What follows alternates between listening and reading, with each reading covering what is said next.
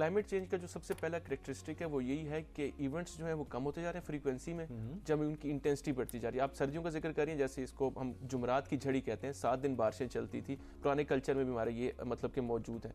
लेकिन अब ये आहिस्ता आहिस्ता जिस तरह क्लाइमेट चेंज हो रहा है, जिस तरह अभी पिछले 4 सालों से एक फिनोमेना है, उसको हम कहते हैं लानीना।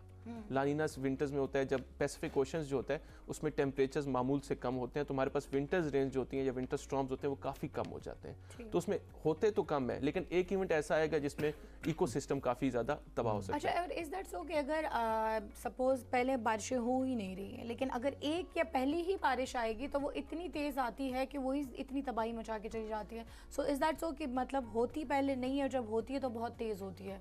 एक्चुअली यस, इसी तरह ही है। इसकी एक साइंटिफिक एक्सप्लेनेशन भी है कि एटमॉस्फेयर अपने अंदर हीट को एक्यूमुलेट करता रहता है जब तक बारिश नहीं होगी, क्योंकि बारिश के बाद ठंड होती है तो हीट एक्यूमुलेट होती है। Same goes with our monsoon pattern भी इसी तरह चेंज हो रहे हैं कि जब गर्मी पड़ना शुरू होती है तो एक सीवियर हीट वेव होती है, जब तक उसके बाद जो होता है, क्योंकि एटमॉस्फेयर, हमें ये चीज़ देखनी है कि दुनिया में हर चीज़ जो है वो स्टेबल होना चाहती है, तो एटमॉस्फेयर भी अपने आप को स्टेबलाइज करती है। लेकिन जब वो बहुत ज़्यादा अनस्टेबल हो जाती है तो उसको स्टेबलाइज करने में बहुत ज़्यादा एनर्जी जो है वो तकरीबन ज़मीन की तरफ लेके जाती है, या अपने आप को स्टेबलाइज करने के लिए बहुत एक्सट्रीम किस्म का वो इवेंट जो है वो ज़मीन पर आता है। मैं साइंसी लिहाज से ये पूछना चाहूँगा, वैसे तो कुदरत का निज़ाम है बर्फ़बारी और बारिश, लेकिन किसी जगह पे हवाओं की, जो आपने मगरबी हवाओं का जिक्र किया, उसकी वजह से बर्फ़बारी होती है या टेम्परेचर की कमी की वजह से बर्फ़बारी का सिलसिला शुरू होता है? बर्फबारी का जो बुनियादी बाइस बनता है वो वेस्टर्न डिस्टर्बेंसेस बनती है। Western disturbance basically central Asian जो ममालिक हैं, उज़्बेकिस्तान हो गया, साइबेरिया हो गया, वहाँ से कोल्ड एयर जो है उसको एडवेक्ट करके हमारे नॉर्दर्न एरियाज के पास लेके आती है। तो जो कोल्ड एयर है अपने साथ वो फिर सिस्टम भी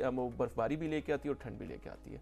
तो western disturbance is the main cause of snowfall. इस दफ़ा क्या वेस्टर्न डिस्टर्बेंस जो थी वो बहुत ज़्यादा थी, जिसकी वजह से एबटाबाद में भी 10 साल बाद जो है वो बर्फबारी? इस बार जो वेस्टर्न डिस्टर्बेंस थी वो कोल्ड बहुत ज़्यादा थी, उसने, आप ये समझ लें कि साइबेरिया से डायरेक्ट हमें जो थी हमारे जो नॉर्दर्न पार्ट उसमें लेके आई थी। यूजुअली वेस्टर्न डिस्टर्बेंस इतनी कोल्ड नहीं होती। तो जैसे आपने एबटाबाद की बात की, 2016 के बाद वहाँ पे बर्फबारी हुई है, तो 10 साल के बाद। 10 साल के बाद। अच्छा, ये बताएं कि ये आप लोग कैसे फोरकास्टिंग करते हैं? मतलब अपना जरा हाँ, ब्रेक डाउन करके बताएं, क्योंकि इट्स नॉट लाइक हमारी समझ से बाहर की साइंस है। So how do you do that? जैसे आप गूगल पे देखते हैं, आप लिखेंगे इस्लामाबाद वेदर, वेदर कब बारिश है, तो बेसिकली एंड यूजर को वो तो अपडेट देता है। अपडेट, उसके पीछे एक ना मॉडल वर्क कर रहा होता है जिसको हम न्यूमेरिकल वेदर मॉडल कहते हैं, ठीक है? वो गूगल का IBM। इसी तरह दुनिया जहान में, दुनिया में हर कंट्री का अपना मॉडल है। पाकिस्तान का अपना इंडिजिनस मॉडल नहीं है, तो हम उस पर काम अगले सालों में आके करेंगे। तो हम बेसिकली थर्ड पार्टी डाटा इस्तेमाल करते हैं, लेकिन हमारे, अच्छा जैसे मैं इस कमरे में बैठा हूँ, थोड़ी लंबी गुफ्तगू कर लेते हैं। इस कमरे में बैठा हूँ, तो आप मुझे बताएं टेम्परेचर क्या है यहाँ पे? यहाँ पर टेम्परेचर होगा 16। आप बताएं 17 कितना होगा? 12-13। इसको वैलिडेट कौन करेगा? एक मैं सेंसर लगाऊंगा जो वैलिडेट करेगा। तो आप समझे, आप मॉडल ए हैं, आप मॉडल बी हैं, तो हमारे पास डिफरेंट मॉडल्स का हमारे पास डाटा अवेलेबल है। और हमारे पास स्टेशन पूरे पाकिस्तान में, जैसे मैंने बताया, 300 वेदर स्टेशन हमारे पास लगे हुए हैं। तो हम अपना मॉडल जो है, हर मॉडल को उसके लिहाज से वैलिडेट करते हैं और मशीन लर्निंग और AI के थ्रू जो है अपने यूजर्स को बेहतरीन मॉडल का डाटा देते हैं। तो हम फिलहाल ये काम कर रहे हैं, लेकिन फर्दर फ्यूचर में इंशाल्लाह आने वाले 3-4 सालों में हम कोशिश करेंगे कि पाकिस्तान का अपना इंडिजिनस AI वेदर मॉडल बना सकें। अच्छा, आपके दिमाग में ये प्लान कैसे आया, कॉन्सेप्ट कहाँ से आया कि आपको वेदर पे काम करना चाहिए?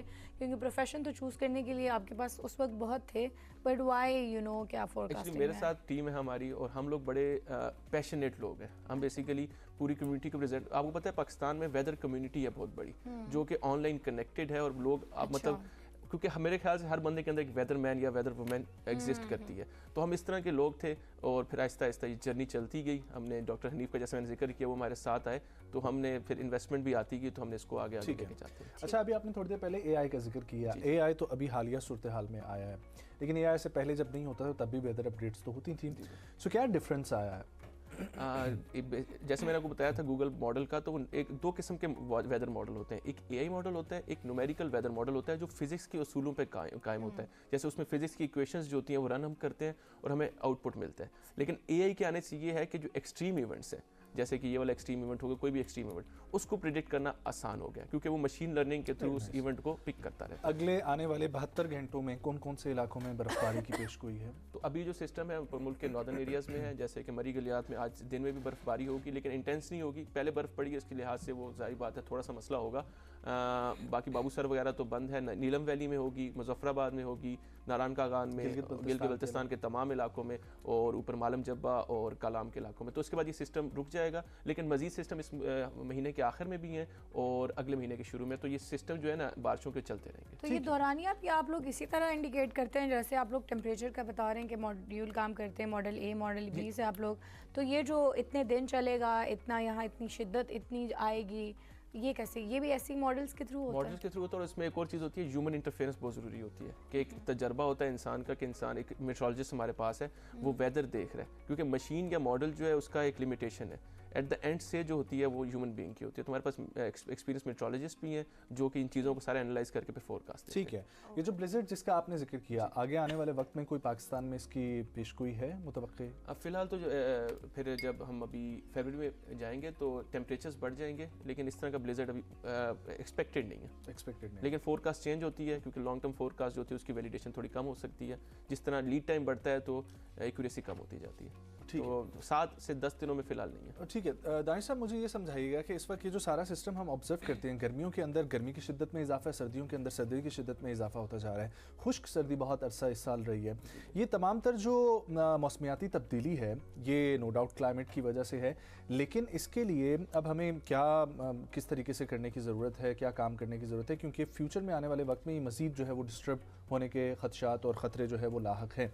सो इस दफ़ा गर्मियों का जो पहले से एक प्रोडिक्शन होती है कि सर्दियों के दौरान इस दफ़ा लंबा होगा जो कहा जाता था, आपकी प्रोडिक्शन के मुताबिक इस दफ़ा सर्दियों के दौरान कहाँ तक जा सकता है और गर्मियों का आगाज़ कहाँ से होगा, किस तरीके से होगी? ऑल्दो एक लंबा प्रोडिक्ट करना मुश्किल है, लेकिन फिर भी प्रोडिक्शन कुछ तो होगी आप लोगों की। तो फिलहाल ऐसा है कि जो बारिशों का सिलसिला अभी रमज़ान शुरू हो जाएगा, स्प्रिंग शुरू हो जाएगा, तो हम एक्सपेक्ट कर रहे हैं कि ये जो बारिशों का सिलसिला ये जारी रहेगा, सर्दियाँ थोड़ी लंबी चलेंगी, और गर्मियाँ जो हैं जैसे कि अप्रैल में शुरू हो जाती हैं तो गर्मियाँ थोड़ी सी डिलेड होंगी इस बार, मई के आखिर तक तो वो फिर क्या गर्मियाँ आखिर से भी डिले होंगी? लेकिन वो जितनी अगर थोड़ी सी गर्मी आएगी जून में तो वो बहुत इंटेंस होगी। एग्जैक्टली मैं यही इसी तरफ आना चाह रही थी कि जितनी फिर कम आती हैं और जितनी लेट आती है वो उतनी ही शिद्दत से नहीं आती, क्योंकि लास्ट 2 ईयर्स में हमने ये देखा है कि जितना वो डिलेड आ रही है तो वो बहुत शिद्दत से आई, चाहे वो सर्दी हो चाहे वो गर्मी हो। लास्ट ईयर हमने एक और चीज़ जो एक्सपीरियंस की थी कि वो जो गर्मियों वाला मौसम है, असल जून जुलाई वाला, वो स्किप करके डायरेक्टली हम अगस्त वाले मौसम में जो है वो ऐसा महसूस हुआ कि जैसे वो चिपचिपे वाला हब्स वाला मौसम जो है एकदम से क्लाइमेट चेंज का भी कैरेक्टरिस्टिक है कि हमारे ओशंस जो है वो ज़्यादा हीट हो रहे हैं, तो हमारे पास जो ह्यूमिडिटी की वैल्यूज़ हैं वो हर साल बढ़ती जा रही हैं। तो एक तो टेम्परेचर होता है जो आप डिवाइस पे देखते हैं 35, फील्स लाइक टेम्परेचर हर साल बढ़ता है। फील्स लाइक टेम्परेचर, ये क्या साइंस है? फील्स लाइक टेम्परेचर वो है जो बेसिकली फील्स लाइक हर बंदा अलग से महसूस करता है। मैंने काले कपड़े पहने हैं, तो आप लोग क्या ह्यूमन बॉडी के हिसाब से हर किसी को इक्वेशंस हैं जो मतलब के साइंटिस्ट ने बनाई हुई हैं, वो मैं उनको मानता हूं कि 100% एक्यूरेट नहीं है, क्योंकि हर बंदे का हसासियत जो होती है सेंसेस वो अलग अलग। लेकिन मैं किसी हद तक एग्री करता हूं कि फील्स लाइक टेम्परेचर आपको एग्जैक्टली फील हो रहा होता है कि ज्यादा है टेम्परेचर, जितना नजर आ रहा है, अगर 34 डिग्री नजर आ रहा है तो इट मींस कि वो 37 38 महसूस हो रहा है वहाँ पे। ऐसे ही है, ऐसे ही है। अब सर्दियों में ऐसे होता है जब विंड चिल चलती है, हवा चलती है, तो 10 टेम्परेचर है तो आपको 0 फील होता है। तो इट्स मतलब कम्प्लेक्स साइंस। अच्छा, आप लोगों की प्रोडिक्शन में सिर्फ और सिर्फ मौसम की आप प्रोडिक्शन कर रहे हैं या ऐसी कौन सी शाहराएं हैं जो बंद होंगी, ऐसे कौन से इलाके हैं जहाँ पर ट्रैवल एडवाइजरी भी आप लोग जारी करते हो? कुछ इस सवाल से ट्रैवल एडवाइजरी जारी करते हैं, लेकिन जो फिर वो जो वहाँ की शाहराएं या मतलब कि ट्रैफिक की रवानी है वो ज़्यादातर हुकूमती इदारों के वो उनके डोमेन में आता है, तो हम बेसिकली एक एडवाइजरी अपने यूजर्स को जारी कर देते हैं। तो बेसिकली एनडीएमए और वगैरह पीएमडी वगैरह। और ज़मींदारों और किसानों के लिए भी आप लोगों की कोई जो क्योंकि मैं आपकी देख रही थी, आप लोग की बाकायदा ऐप है राइट? तो उसमें इस तरह की कोई प्रिकॉशंस देते हैं कि उन फसल की कटाई का कौन सा टाइमली कर लेना चाहिए, बारिशों का दौरानिया शुरू हो जाएगा? कंपनी का जो बनने का मकसद था वो किसानों के लिए था, क्योंकि किसान अगर फर्ज करें आप किसान हैं, आपने एक स्प्रे करना है, सबसे ज्यादा डैमेज ही वो बेचारे हो जाते हैं, क्योंकि अगर आपको पता चल जाए कि कल बारिश होगी और स्प्रे कर दें तो आपका स्प्रे ज़ाया हो जाएगा 1000-2000 का। तो बेसिकली हमारी सर्विस है ही किसानों के लिए, तो हम उनको ऑडियो अलर्ट, हम बेसिकली टेलकोस के साथ, जोंग के साथ, जैज़ के साथ, टेलीनॉर के साथ, उनके साथ हमारे मतलब कॉन्ट्रैक्ट्स हैं, तो हम अपनी सर्विसेज उनके थ्रू जो है टेलकोस के नंबर्स के थ्रू हम मैसेजेस भेजते हैं लोगों को। ठीक है, आप लोग काम करते रहे हैं डिफरेंट डिपार्टमेंट्स के साथ, उसमें खासतौर पर एनडीएमए आपने मेंशन किया था, और इसी तरीके से जो एनएचए काम करती रही है, वो भी सूबाई जो मैनेजमेंट के इदारे हैं उनके साथ काम करती है।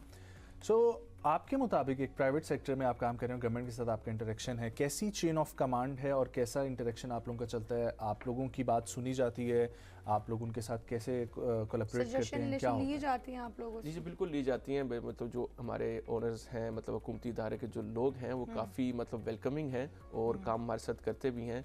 जैसे कि अभी हम एक वन नेटवर्क के साथ भी काम कर रहे हैं। हम आप जैसे इस्लामाबाद से लाहौर तो आप ट्रैवल करते होंगे, तो हमारी ऐप में अब उसका पूरा वेदर आ रहा होता है, अच्छा, जिसमें फॉग पता चल रही होती है, हेल स्टॉर्म कहीं आ रहा है, तो वो हम काम दूसरे इदारों के साथ कर रहे हैं और काफ़ी कोऑपरेटिव है। तो और मैं समझता यही हूँ कि पाकिस्तान का मसला, क्लाइमेट चेंज का मसला एक बंदा या एक इदारा हल नहीं कर सकता। इस पब्लिक प्राइवेट पार्टनरशिप और मतलब कि सब लोगों को एक स्टेज पे आना पड़ेगा, तभी पाकिस्तान हाँ तरक्की भी कर सकता है। एक और मेरा सवाल है, दुबई में हम बारिशें भी देख रहे हैं, इस बार तो हमने वहाँ बर्फबारी भी देख ली है, उसके बारे में क्या कहेंगे? क्लाइमेट चेंज तो ठीक है, समझ आती है, बट इतना डिफरेंस। दुबई का एक इलाका है रैसुल खैमा, वहाँ पे बर्फबारी वैसे होती वैसे रहती है, वहाँ तो हमने वहाँ पे हमेशा होती रहती है, लेकिन हेल स्टॉर्म वहाँ भी बढ़ रहे हैं हाँ, आने वाले क्योंकि वक्तों अभी के साथ। रिसेंटली में मैंने देखा कि दुबई में मेन मतलब दुबई में भी जो है बर्फबारी हुई है। सीरियसली? या एग्जैक्टली। सऊदी के रियासत अंदर खैमा के तो बर्फबारी हमेशा से हमने ठंड का भी सुना है। होती रहती है। होती रहती है हाँ, तबूक के रीजन में, exactly, वो हाँ। मतलब हिस्टोरिकली क्लाइमेट वहाँ का ऐसे ही है, तो वहाँ पे बर्फबारी ज़्यादा होती है हमारे निस्बत, मतलब तबूक में।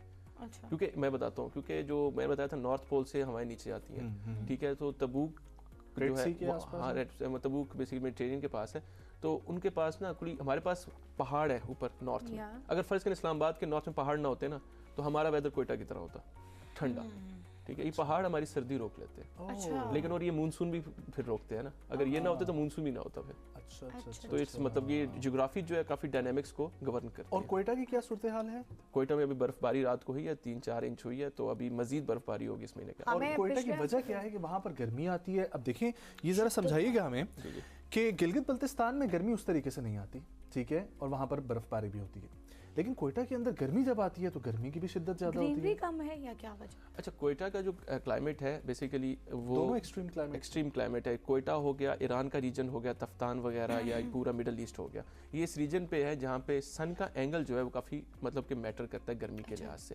क्योंकि यहाँ पे जब गर्मी पड़ती है तो ये यहाँ पे अब मैं एक हेडलेस साइकिल होता है, थोड़ा टेक्निकल है, ठीक है। यहाँ पे बेसिकली वार्म एयर जो होती है वो डिसेंड करती है इस पूरे रीजन पर। अच्छा।